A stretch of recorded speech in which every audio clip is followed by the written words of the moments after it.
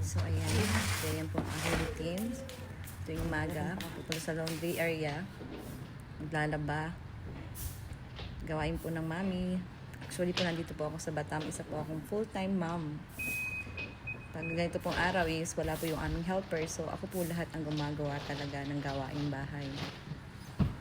Tapos, ayan, maglilinis. Kusina. Nakapagluto ng ate ko dyan. Kaya ako naman yung nakatoka sa paglilinis ng kusina na pinaglutuan niya.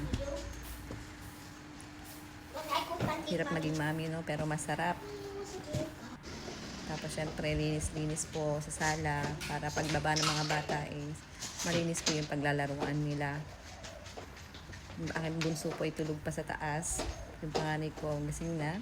Tinulungan niya ang kanyang tita na maghanda ng aming almusal ngayong umaga.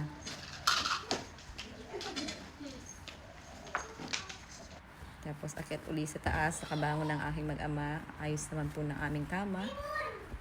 Ganyan po. Ganyan lang po ang routine sa umaga. Dito po sa Batam, Indonesia.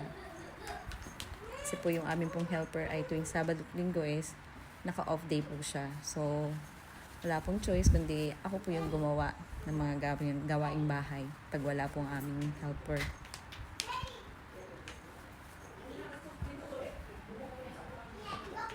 Linis-linis lang, ayos-ayos, pagpag. Tapos ayan na, tapos ng gawain.